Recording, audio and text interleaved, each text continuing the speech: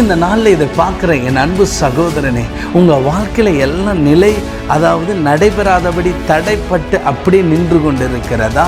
திருமண காரியங்கள் நின்று கொண்டு இருக்கிறதா? பணம் இல்லாமல், அல்லது உங்களுடைய வீடு கட்ட முடியாமல் நின்று கொண்டு இருக்கிறதா? உங்கள் வாழ்க்கையில், உங்கள் குடும்பத்தில் உங்கள் பிள்ளைகள் சுகமடையாதபடி, அற்புதம் நடக்காதபடி தடையாக இருக்கிறதா? இன்றைக்கு கர்த்தர் சொல்லுகிற ஒரு வார்த்தை என்ன தெரியுமா? நீ பயப்படாதே. இந்த பரிசுத்த ஆவியானவர் உன் நடுவில் நிலை கொண்டு இருக்கிறார். நீ எதை குறித்து கலங்கிறாத. உன் வாழ்க்கையில் நீ பல காரியங்கள் இழந்து போய்விட்டே. அது காரணம் என்ன? உன்னுடைய சுய பலத்தினால் எல்லாம் செய்து பார்த்த, உன்னுடைய திறமையினால் எல்லாம் செய்து பார்த்த, உன்னுடைய வார்த்தையினால் எல்லாத்தையும் கட்டலான்னு நினைத்த, ஆனால் எல்லாம் விழுந்து போய்விட்டது. உன் ஆசீர்வாதங்கள், உன்னுடைய வியாபாரங்கள், உன்னுடைய தொழில்கள், உன் குடும்ப வாழ்க்கை எல்லாம் விழுந்து போனது காரணம் என்ன? உன் பலத்தினால் நீ கட்டலான்னு நினைக்கிற, அது முடியாது அல்லவா? இந்த உலகத்தில் 3 விதமான ஆவிகள் போராடுது. ஒன்று பிசாசின் ஆவி போராடுது, இன்னொன்று உங்கள் மனிதனுடைய ஆவியும் போராடுகிறது, 3வது பரிசுத்த ஆவியானவர் உள்ள கிரியை செய்து கொண்டு இருக்கிறார். என வேதம் சொல்லுகிறது அல்லவா?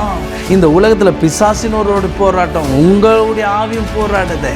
3வது பரிசுத்த ஆவியானவரும் யுத்தம் பண்ணுறார். அதனால தான் சொல்லுது, வெள்ளம் போல் சத்துரு வரும்பொழுது அவனுக்கு விரோதமாய் ஆவியானவர் கொடியேற்றுவார். அந்த ஆவியானவர் உன் வாழ்க்கையில நிலைத்திருக்கும் பொழுது ஒரு பெரிய அற்புதத்தை கர்த்தர் செய்வார். அன்னைக்கு செர்பபேலுக்கு உதவி செய்த கர்த்தர் இன்னைக்கு உங்களுக்கு உதவி செய்ய போறார். நீ பயப்படாதன்ட்டு கர்த்தர் சொல்றார். உங்களை பார்த்து சொல்ற ஒரு வார்த்தை என்ன தெரியுமா? பயப்படாத, நான் உன் நடுவில் நிலை கொண்டிருக்கிறேன். அவர் உடன்படிக்கையின் தேவன், உங்கள் நடுவில் இருக்கிறார். உங்களை அழைத்த தேவன் அவர் உண்மை உள்ளவர். கடைசி வரைக்கும் உங்களை கொண்டு போய் சேர்க்க, அவர் மகிமையின் சிங்காசனத்தில் உங்களை வைக்க அவர் இன்றைக்கு உண்மை உள்ளவராக இருக்கிறார். நீ கலங்கிறாத, நீ பயந்துராத. இதை தான் கர்த்தர் சொல்கிறார்.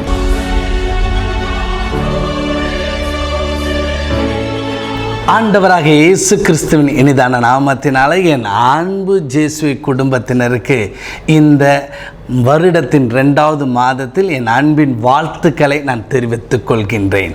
இந்த வாக்குத்தத்த செய்தி மூலமாக உங்களை சந்திப்பதில் நான் மிக்க மகிழ்ச்சி அடைகின்றேன். அது மாத்திரமல்ல, இந்த சேனலை சப்ஸ்கிரைப் பண்ணியிருக்கிறவங்க, அது மாத்திரமல்ல டிவி ஊழியத்தின் மூலமாக உங்களை தொடர்பு கொள்வதும் சந்திப்பதில் நான் கர்த்தரை மகிமைப்படுத்துகிறேன். காரணம், அவருடைய நாமம் எல்லா இடங்களிலும் பிரஸ்தாபம் ஆகிறதுக்கு முன்பாக அவருடைய வார்த்தை முதலாவது புறப்பட்டு போய் அங்கே தன்னுடைய வல்லமையும் அற்புதத்தையும் அவர் கிரியை செய்கிறார். இதை நீங்கள் வீட்டில் இருந்து பார்த்து கொண்டிருக்கலாம், அல்லது நீங்கள் வேலை ஸ்தலத்திலேருந்து பார்க்கலாம், இல்லை பிரயாணத்தில் பார்த்து கொண்டிருக்கலாம். நீங்கள் இருக்கிற இடத்துல இந்த வார்த்தையின் வல்லமை கிரியை செய்வதை நீங்கள் பார்ப்பீங்க. அவருடைய மகிமை வெளிப்படுகிறதை பார்ப்பீங்க. கர்த்தருடைய நாமம் மகிமைப்படும். அது மாத்திரமல்ல, இந்த ஊழியத்துக்காக ஜெபிக்கிற என் அன்பு உள்ளங்களுக்காக நான் கர்த்தரை துதிக்கிறேன். அதாவது இந்த 2024வது வருடத்தில் நடந்த ஒவ்வொரு கூட்டங்களையும் கர்த்தர் ஆசீர்வாதமாக அவர் தன்னுடைய வல்லமையும் பரிசுத்த ஆவியானவருடைய விடுதலின் வல்லமையும் அவர் வெளிப்படுத்தினார். அதாவது இந்த ஜனவரி மாதம் புது வருட வாக்குத்தத்த செய்தி ஜனவரி 7ஆம் தேதி நடைபெற்றது. திரளான ஜனங்கள் கலந்து கொண்டு அந்த ஆசீர்வாதத்தை பெற்றுக்கொண்டார்கள். அவரை நான் துதிக்கிறேன், மகிமைப்படுத்துகிறேன். எல்லாரும் சந்தோஷத்தோடு இந்த வருடத்தின் வாக்குத்தத்த வசனத்தையே அந்த அழகான ஒரு போர்டை வாங்கிட்டு போனாங்க. எவ்வளோ ஒரு மகிழ்ச்சியான ஒரு நாள். அந்த கூட்டத்தை கர்த்தர் ஆசீர்வதித்தார். வந்த திரளான ஜனங்கள் ஆசீர்வதிக்கப்பட்டாங்க. அது மாத்திரமல்ல, நம்ம ஒவ்வொரு மாதமும் வெளியே, அதாவது பெரிய குளத்தில் அற்புத சுகமளிக்கிற கூட்டம் நடத்துகிறோம். இந்த அதாவது நம்ம ஜனவரி மாதம் 2வது வாரம் நடந்தது. அங்கேயும் நிறையா ஜனங்கள் வந்தார்கள். நல்ல கட்டுகளோடு, போராட்டத்தோடு, பிசாசின் பிடியில் கட்டப்பட்ட ஜனங்கள் திரளாய் அங்கே வருகிறாங்க. ஒவ்வொரு மாதமும் நடக்குதாங்க. எவ்வளோ ஆசீர்வாதமாய் கர்த்தர் நடத்துகிறார். நிறைய அற்புதங்களை செய்தார், விடுதலை கொடுத்தார்.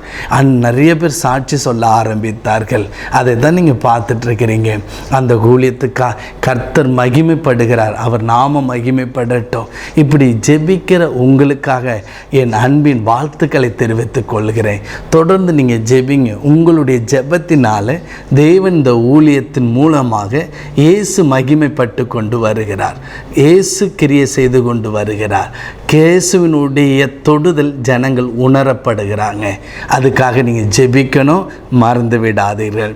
இந்த நாளிலும் இந்த புதிய மாதத்தில் இந்த 1ஆம் தேதி அதுவுமா இந்த காலை நேரத்தில் கர்த்தருடைய வாக்குத்தத்த செய்திக்காக காத்திருக்கிற உங்கள் வாழ்க்கையில் கர்த்தர் ஒரு அற்புதத்தை செய்ய போகிறார். நீங்கள் ஒரு வேளை பயந்து கொண்டு இருக்கலாம்.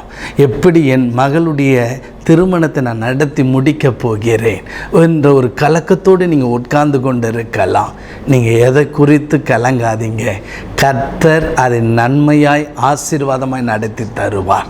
எதை குறித்து நீங்கள் கலங்கிறாதீங்க. அது மாத்திரமல்ல, உங்களுடைய மனைவியினுடைய கர்ப்பத்தின் கனி அவங்க கர்த்தர் ஒரு கர்ப்பத்தின் கனியை கொடுத்துருக்கிறாங்க. இந்த குழந்தையாவது நல்லபடி பிறக்குமா, ஏதாவது நடந்துருமா என்று நீங்கள் கலங்கி கொண்டு பயந்து கொண்டு இருப்பீங்கன்னா உங்களுக்கு நான் சொல்கிறேன், பயப்படாதீங்க. ஆசீர்வாதமாக கர்த்தர் அதை உங்களுக்கு நடத்தி தரப்போகிறார். அற்புதமாய் குழந்தையை நீங்கள் பெற்றெடுப்பீங்க. மகிழ்ச்சிகரமாக உங்கள் குடும்ப வாழ்க்கை இருக்கும். எதை குறித்து நீங்கள் கலங்காதீங்க. அது மாத்திரம் கிடையாது, நீங்கள் ஒரு பிஸ்னஸை ஆரம்பிக்கிறீங்க. இப்போ நீங்கள் ஒரு பயத்தோடு இருக்கிறீங்க. இந்த பிஸ்னஸை ஆரம்பிக்கிறேன், இது நல்லபடியாக இந்த பிஸ்னஸ் முன்னேறுமா, ஏதாவது நஷ்டம் அடைந்துருமா? பயப்படாதீங்க. இந்த மாதத்தில் கர்த்தர் கொடுத்த வாக்குத்தத்தம் என்ன தெரியுமா? பயப்படாதே, உடன்படிக்கையின் ஆவியானவர் உங்கள் நடுவில் நிலை கொண்டிருப்பார். அதைத்தான் கர்த்தர் சொன்னார். உங்கள் நடுவில் ஆவியானவர் நிலை கொண்டிருப்பார். அதைத்தான் கர்த்தர் இந்த மாதத்தில் வாக்குத்தத்தமாய் கொடுத்தார். நான் அதை உங்களுக்காக நான் வாசிக்கிறேன். என்னோடு எடுத்துக்கொள்ளுங்க. வேதாகமத்தில் ஆகா எழுதின தீர்க்க தரிசன புஸ்தகம் 2ஆவது அதிகாரம் 5வது வசனம். நீங்கள் எகிப்திலிருந்து புறப்படுகிற போது நான் உங்களோடு உடன்படிக்கை பண்ணின வார்த்தையின்படி என் ஆவியானவரும் உங்கள் நடுவில் நிலை கொண்டிருப்பார். பயப்படாதீங்கள். இந்த வாக்குத்தத்தமான வசனத்தை தான் கர்த்தர் உங்களுக்கு கொடுத்தார். நம்ம இந்த வருடத்தின் வாக்குத்தத்த வசனம் என்ன? அதாவது நம்ம மீகா 7:15 சொல்லியிருக்கு, நீங்கள் எகிப்து தேசத்திலிருந்து புறப்பட பண்ணின நாளில் நடந்தது போல உங்களை நான் அதிசயங்களை காண பண்ணுவேன் என்று கர்த்தர் சொன்னார். அதே போல் இந்த மாதத்தில் கர்த்தர் சொல்கிற வார்த்தை என்ன தெரியுமா? நீங்கள் எகிப்திலிருந்து புறப்படுகிற போது நான் உங்களோடு உடன்படிக்கை பண்ணின வார்த்தையின்படியே என் ஆவியானவர் நிலை கொண்டிருப்பார்.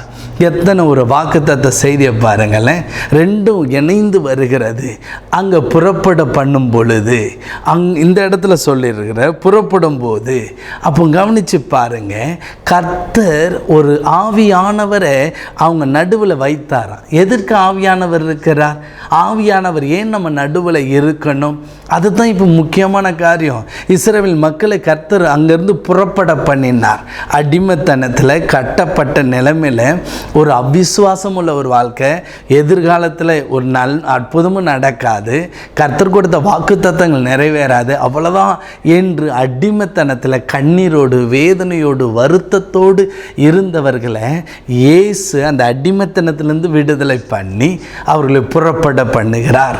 அவர்களை புறப்பட பண்ணும்போது சும்மாவாக புறப்பட்டார். அவங்கள புறப்பட பண்ணினார். கையில் தங்கத்தையும், அதாவது வேதம் சொல்லுகிறது தங்கமும் வெள்ளியும் எடுத்துக்கொண்டு புறப்பட்டார்களாம். ஏன் அப்படி புறப்பட்டாங்க? சாத்தான் அந்த எகிப்தின் ராஜா 430 வருஷம் அந்த மக்களுடைய இரத்தத்தை உரிந்து கொண்டு அடிமைப்படுத்தி ஒரு ஆசீர்வாதம் இல்லாமல் கஷ்டப்பட்ட நிலைமையில் இருந்த மக்களுடைய ஆசீர்வாதங்களை எல்லாம் சுரண்டு தின்று கொண்டு இருந்த அந்த மனிதன் கையிலிருந்து கர்த்தர் பிடுங்கி தன் பிள்ளைகளுக்கு கொடுத்து அவர் அனுப்பினார். எவ்வளோ ஒரு வல்லமை! அவர் அனுப்பும் பொழுது பல அதிசயமான காரியங்கள்லாம் நடந்தது. இதை யார் நடத்தினா என்று பார்த்தீங்கன்னா வேதத்தில் அழகாக எழுதியிருக்கிறது. அதாவது நீங்கள் எகிப்திலிருந்து புறப்படுகிற போது நான் உங்களோடு உடன்படிக்கை பண்ணின வார்த்தையின்படி என் ஆவியானவர் உங்கள் நடுவில் நிலை கொண்டிருப்பார். இதுதான் ஆண்டவர் சொல்கிறாரு, உன் நடுவில் நான் நிலை கொண்டிருப்பேன். அப்போ அங்கே சொல்கிறார் ஆண்டவர், எகிப்தில் நடந்ததில்லை, நான் எல்லாவற்றையும் நடத்தி அவங்களை கானான் தேசத்தில் கொண்டு வந்தேனே, உனக்கு நான் அப்படி நடத்துவேன். இதான் விஷயம். நல்லபடிங்க. இந்த வசனத்தை ஏன் ஆகா எழுதின தீர்க்க தரிசன புஸ்தகத்தில் சொல்ல காரணம் என்ன?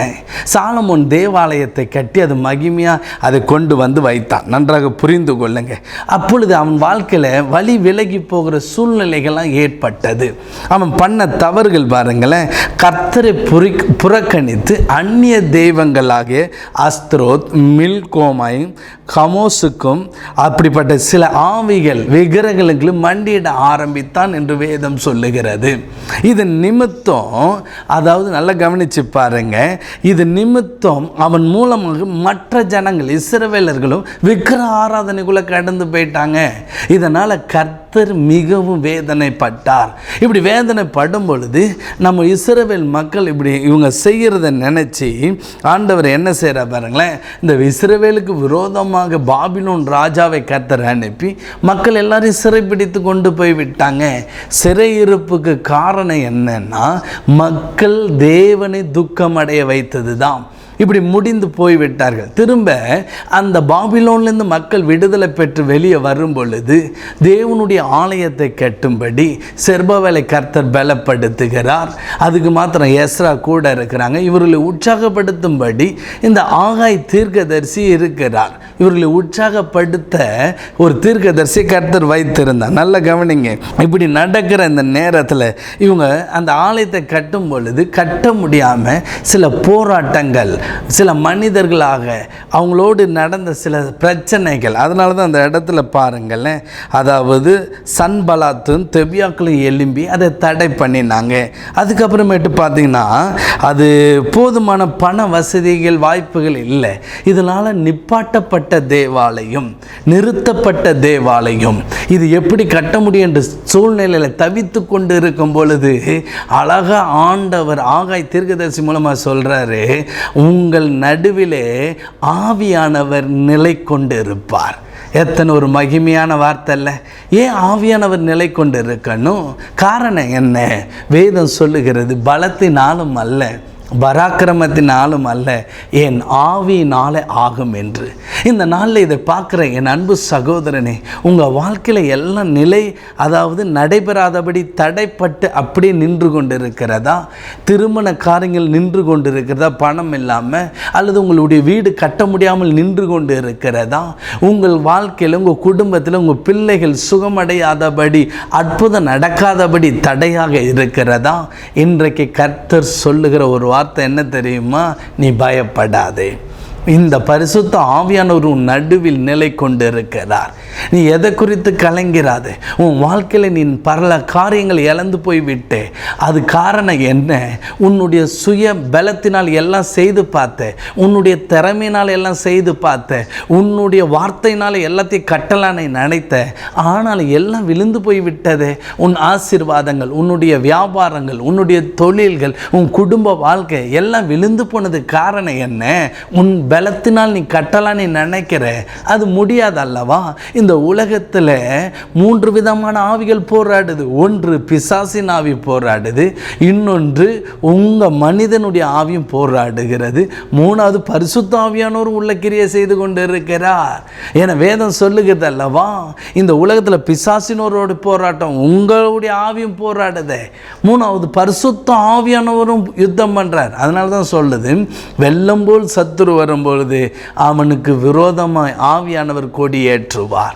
அந்த ஆவியானவர் உன் வாழ்க்கையில நிலைத்திருக்கும் பொழுது ஒரு பெரிய அற்புதத்தை கர்த்தர் செய்வார்.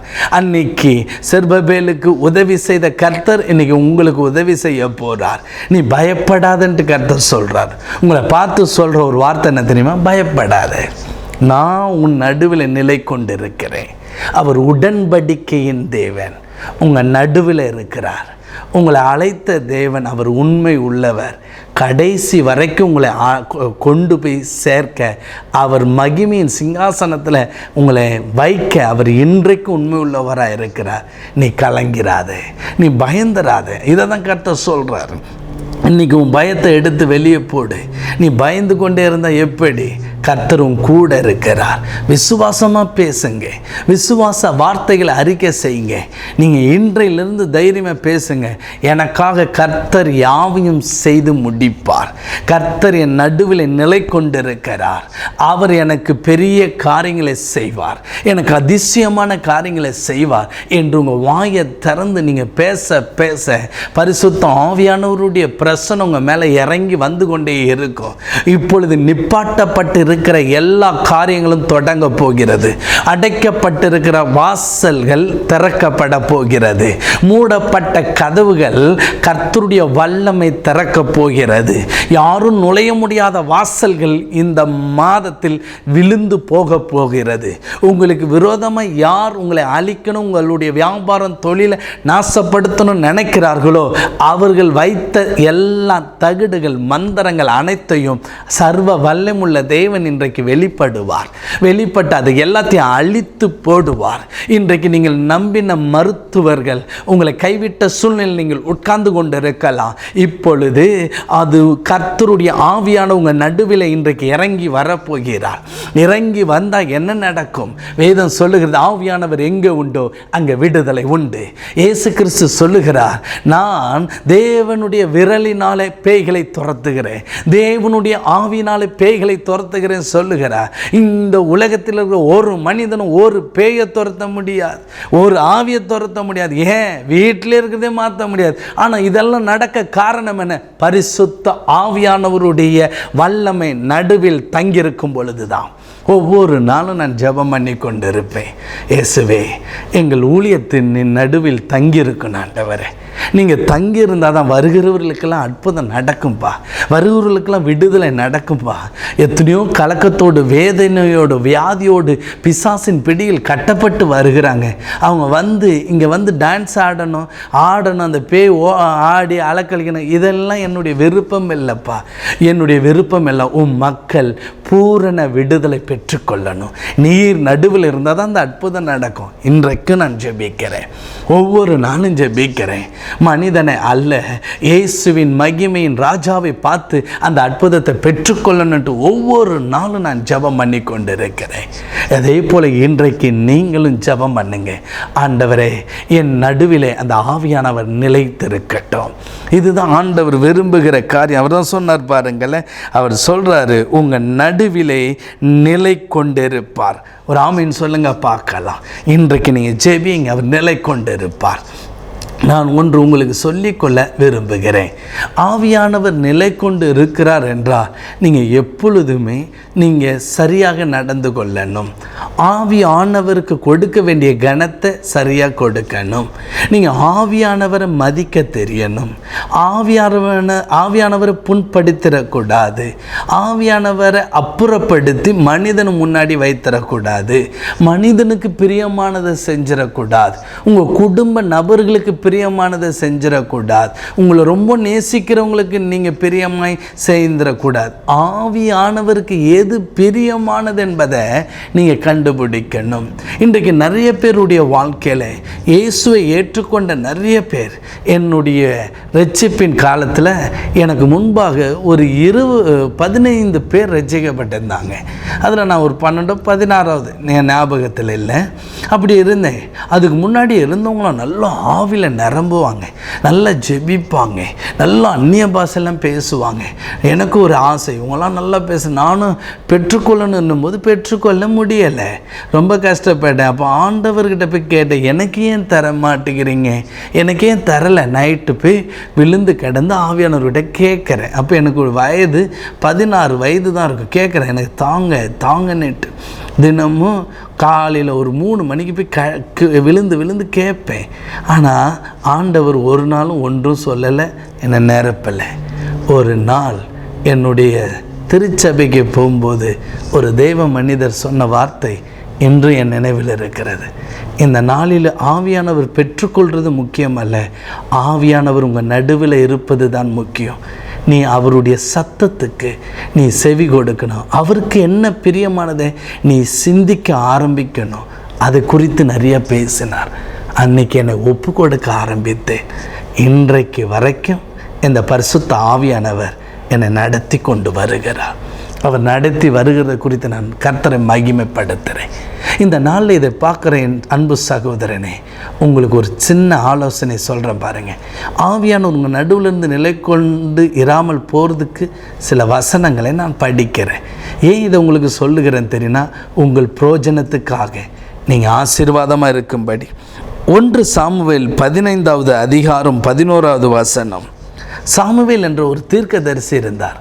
கர்த்தர் அவனுக்கு தரிசனமாகி சொல்கிறார், சவுலை பற்றி, அவன் என்னை விட்டு திரும்பி என் வார்த்தைகளை நிறைவேற்றாமல் போனான் என்று சொன்னார். இந்த உலகத்தில் ஒவ்வொருவனையும் கர்த்தர் தம்முடைய சித்தத்திற்காகத்தான் நம்மளை ரட்சித்திருக்கிறார், நம்மளை மீட்டெடுத்திருக்கிறார். அப்போ தான் ஆவியானவர் சொல்கிறார், அந்த ஆண்டவர் சாமுவேலோடு சொல்கிறான், அவன் என்னை விட்டு திரும்பிட்டான், என் வார்த்தையை நிறைவேற்றலன்ட்டு. அதுக்கப்புறம் 16வது அதிகாரம் 14வது வசனம். கர்த்தருடைய ஆவி சவுலை விட்டு நீங்கினார். கர்த்தரால் வரவிடப்பட்ட ஒரு பொல்லாத ஆவி அவனை கலங்க பண்ணி கொண்டிருந்ததாம். கர்த்தருடைய ஆவி சவுலை விட்டு விளங்கினார். இன்றைக்கு உங்கள் வாழ்க்கையில் அற்புதங்களும் அடையாளங்களும் அதிசயங்கள் நடக்கணும்னா நீ கர்த்தர் உன் கூட இருக்கணும். கர்த்தருடைய ஆவியானவர் உங்களோடு நிலை கொண்டு இருக்கணும். அந்த ஆவியானவர் உங்கள் கூட நிலை கொண்டிராமல் போனதுக்கு காரணம் என்ன? சவுல் அவரோடு இருக்கிறதையும் விட்டுட்டான், அவருடைய வார்த்தையை நிறைவேற்றாமல் போய்விட்டான். நீ ரட்சிக்கப்பட்டு அபிஷேகம் பண்ணப்பட்டு ஆதியில் இருந்த நீ அந்த அன்பை விட்டுட்ட. இன்னைக்கு நீ கர்த்தரோடு இருக்கிறதும் கிடையாது. கர்த்தருடைய வார்த்தையை இன்னும் நீ நிறைவேற்றலை. கர்த்தர் உன்னை ஆசீர்வதித்து உயர்த்தினதுக்கு காரணம் என்ன தெரியுமா? உன் மூலியமாய் சர்வ லோகத்துக்கும் சுவிசேஷம் அறிவிக்கப்படணுன்ட்டு தான். உன்னை ரட்சித்தது எதுக்கு தெரியுமா? இந்த தேசத்துக்காக திறப்பில் நின்று நீ ஜெபிப்பேன்றதுக்கு தான். கர்த்தர் உனக்கு ஆசீர்வாதங்கள் கொடுக்குறது எதுக்கு தெரியுமா? உன் பணத்தினால தேவனுடைய நாம மகிமைப்படும்படி தான். நீ எப்படி கர்த்தருடைய வார்த்தையை நிறைவேற்றுகிறாயா? நீ ஆதியில் எப்படி இருந்த? ஆதியில் நீங்கள் எப்படி நடந்து கொண்டீங்க? நீங்கள் ஆவியானவரோடு எப்படி நடந்தீங்க? இப்போ நீங்கள் யாரோடு இருக்கிறீங்க? உங்கள் கூட ஆவியானவருடைய அனுபவம் இருக்கா? தினமும் இயேசுவை தேடுகிற ஒரு அனுபவம் இருக்கா? நீங்கள் சிந்தித்து பார். நீ இப்போ ஜெபிப்பதும் கிடையாது, இப்பொழுது நீ பைபிள் படிக்கிறதும் கிடையாது, சும்மா கண் துடைப்பு. நீ மனிதனை ஏமாற்றலாம், ஊழியக்காரர்களை ஏமாற்றலாம், ஆனால் வானத்திலிருந்து பூமியில் நீதிமான்களை கண்ணோக்கி பார்த்து கொண்டிருக்கிற தெய்வம் உன்னை பார்த்து கொண்டு இருக்கிறார் என்பதை மறந்து விடாதே. இன்றைக்கு உன் வாழ்க்கையை மாற்றிக்கொள். இதுதான் கடைசி ஒரு தருணமாக இது இருக்கலாம். இன்றைக்கு நீ ஒரு முடிவேடு. இந்த ஆவியானவர் உன் நடுவில் நிலை கொண்டு இருந்தார்னா எவ்வளோ உனக்கு அதிசயங்கள் நடக்கும், அற்புதங்கள் நடக்கும். இன்னைக்கு ஒப்பு கொடுத்துப்பார். ஆண்டவரே, என்னை மன்னித்து விடுங்க, நான் மறுபடியும் வருகிறேன், என்னோடு உம்முடைய பரிசுத்த ஆவியானவர் நிலைத்திருக்கட்டுப்பா. இந்த உலகத்தினால என்னால் ஒன்று செய்ய முடியாது, நீ அர்ப்பணித்து பாருங்க. கர்த்தர் உங்கள் வாழ்க்கையில் பெரிய காரியங்களையும் எண்ணி முடியாத அதிசயங்களையும் செய்வதை பார்ப்பீர்கள். நம்ம ஜெபிக்கலாமா? எல்லாரும் கொஞ்ச நேரம் அப்படியே கண்களை மூடி இந்த மாதத்தில் முதல்ல கர்த்தருடைய சமூகத்திலிருந்து அவரை தேடுகிறோம். இன்னைக்கு ஒப்புக்கொடுங்க, உங்களை அர்ப்பணித்து பாருங்க. பரிசுத்த ஆவியானவரே, எங்கள் வாழ்க்கையில் நீங்கள் நிலை கொண்டு இருங்க. அப்படியே வாயை திறந்து எல்லாம் சொல்லலாமா? ஆவியானவரே, நீங்கள் எங்கள் நடுவில் இருங்க. ஆண்டவரே அப்பா, எங்கள் நடுவில் எங்கள் குடும்பத்தில் இருங்கப்பா. எல்லாம் கேளுங்க. உங்கள் குடும்பம் பிரிந்து இருக்கலாம், உடைந்து போயிருக்கலாம். இப்போ சொல்லுங்கள். இந்த நேரத்தில் நீங்கள் சொல்லும் பொழுது பரிசுத்த ஆவியானவர் அதை கேட்டுக்கொண்டு இருக்கிறார். பரிசுத்த ஆவியானவர் உங்கள் மேலே வட்டமிட்டு கொண்டே இருக்கிறார். அவருடைய பிரசனத்தை நீங்கள் உணர ஆரம்பிப்பீங்க, அவருடைய வல்லமையை உணர ஆரம்பிப்பீங்க. தேங்க்யூ, க்ளோரி, ஹல்லேலூயா, தேங்க்யூ. அப்படியே உங்கள் வாயில் ஆவியானவர் போடுகிற அந்த பாஷைகளை ரியாந்தா ராபா கலா இயேசுவின் நாம அந்த ரிபாலா தரா அந்நிய பாஷை அப்படியே பேச ஆரம்பிங்க. பேச பேச ஒரு மகிமை உங்களை மூடிக்கொண்டு இருக்கும். ஓ தேங்க்யூ, க்ளோரி, வல்லமை வல்லமை வல்லமை வல்லமை. ஓ ஆவியானவர் எங்கே நிலை கொண்டு இருக்கிறாரோ அங்கே விடுதலை உண்டாகும். எங்கே நிலை கொண்டு இருக்கிறாரோ அங்கே அற்புதம் நடக்கும். எங்கே நிலை கொண்டு இருக்கிறாரோ முடியாத காரியங்கள் முடிக்கப்படும்.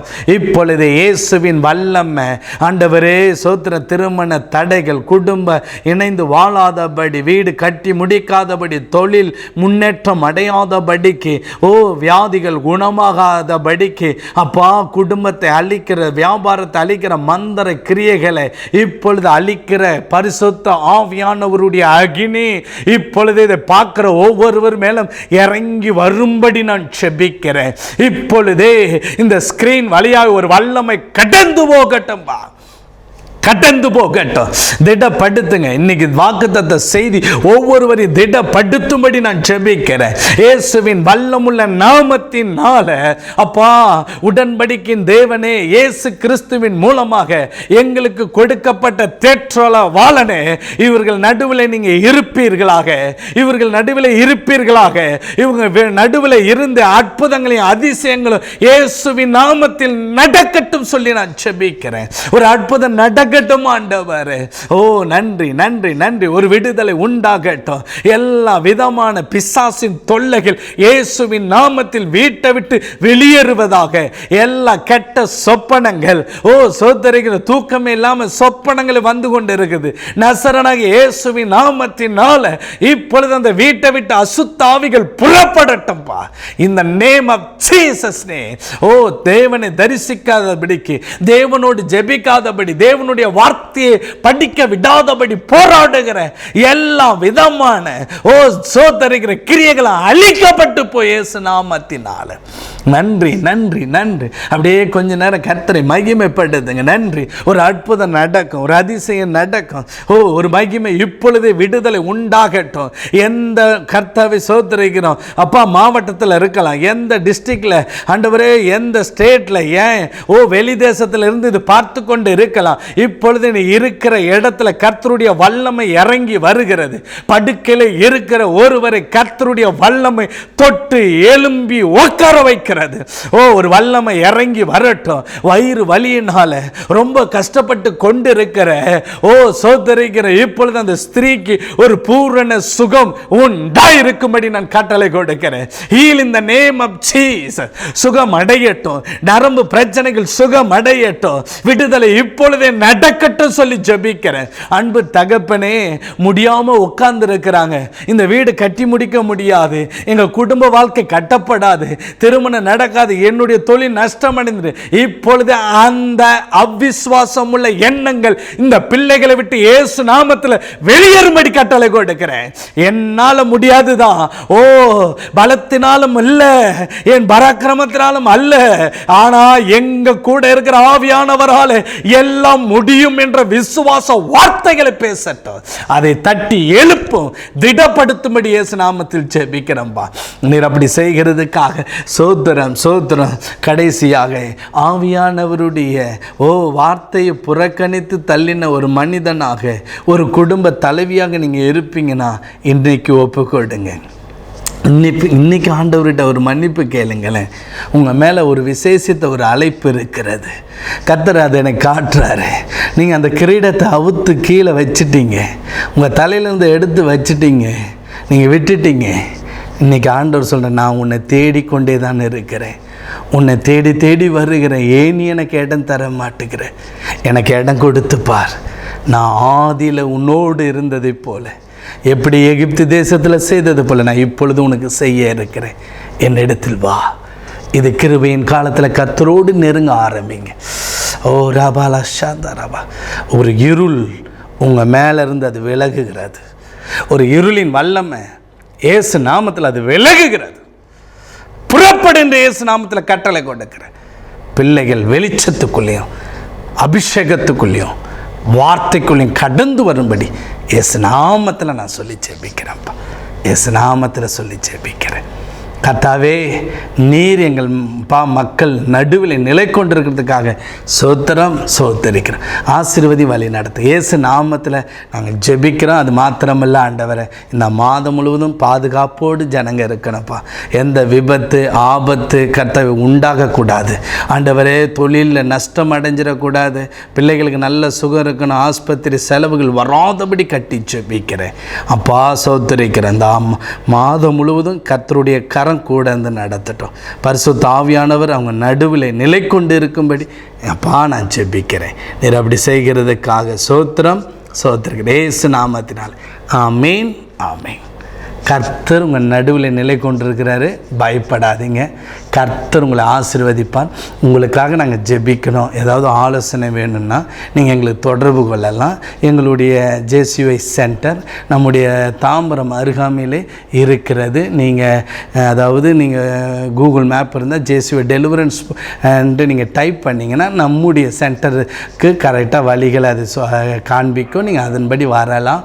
உங்களுக்காக நாங்கள் ஜெபிக்க இருக்கிறோம். நீங்கள் வருவீர்கள் என்றால் எங்களுக்கு வாட்ஸ்அப் மூலமாக நீங்கள் தொடர்பு கொள்ளும்படி உங்களை அன்புடன் கேட்டுக்கொள்கிறேன். கர்த்தர் உங்களை ஆசீர்வதிப்பார்.